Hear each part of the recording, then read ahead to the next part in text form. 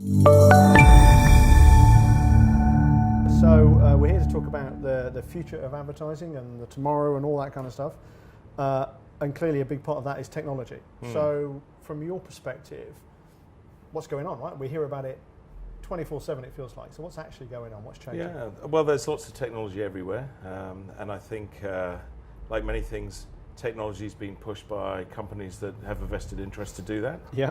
And at the same time, there's MarTech. So clients are realizing, or businesses are realizing, that there's an importance in technology as it can enable what they do. And for me, I think there's four key areas in that. There's technology that makes life easier. Yeah. There's technology that enables smarter working, like marketing automation. Yeah, okay. There's the technology that fuels creation, the stuff we do around innovation and how technology can enable that. And then there's the technology that enables ROI, so it actually allows you to optimize and really look at what you're doing. Yep. and do that. My view about tech is that that consumers actually enjoy it if it makes their life either easier, Yeah. and they find their own ecosystem that suits them. So the brands need to find the ecosystem that suit their best consumers is probably Yeah, no, that makes a lot of sense. So I get that. So your four areas could equally apply to businesses as to consumer, I suppose, Of in course. terms of those making it. Yeah. So what are brands doing? How's that working? Yeah, I think brands need to do a couple of things that both technology and smart marketing can do. They need to be there when their consumers are leaning forward and looking for the brand or category. So that could be in the aisle, that could be on an e-commerce site, that could be when they're considering something. And if your content's there, it's generally enabled by technology. Yeah. So being able to read that digital body language, and if the brand's really smart, it's being able to deliver that content to the consumer at the right time. Surprise and delight would be the other one. I think what technology allows you to do is really put the context in there. Right. So you can draw from the social graph, your own closed graph, or even the open graph, and pull that data together to find out not only the right time and the right place, but the right way to talk to the consumer. That's what actually surprises and delights them when how did they know I wanted that? Well, thank you, brand, for delivering that to me at the right time.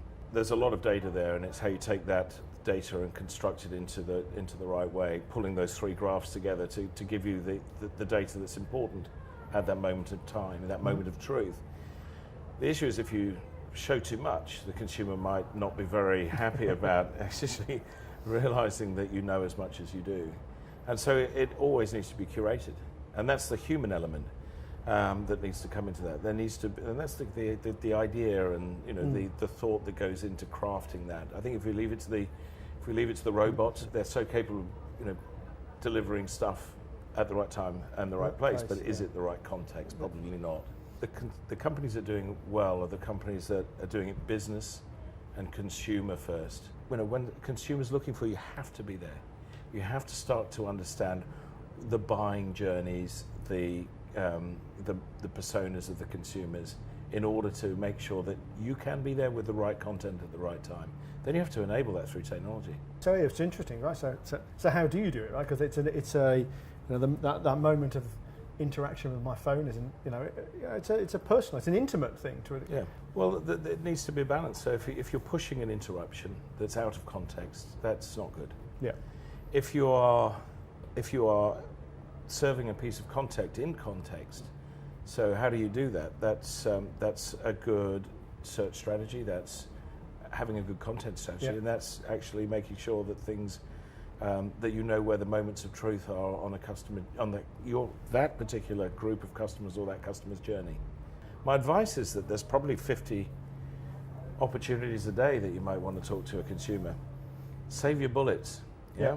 Interesting. Yeah. Maybe only 3 or 4 are the ones that are going to make a really big difference. The other advice is don't do it in isolation. You need to see what your competitors are doing. Oh, okay. There's no point in wasting a bullet if your consumer's got a bigger bullet that they're serving, serving at the same time. Yeah. So you have to have that competitive view. Very good. So if I'm a brand, I need to understand the context, Yeah. the competitors, Yeah. and the consumers. Yes. bring that stuff together. Yeah. Understand the 3 graphs. Start with a marketing plan. Okay. Then do the technology. So it has to be planned. It can't just be random. It can't be random, and it can't be go out and buy a stack and hope it's going to work for you. Yeah, It's got to go the other way. Yeah. Very good. There we Okay. are.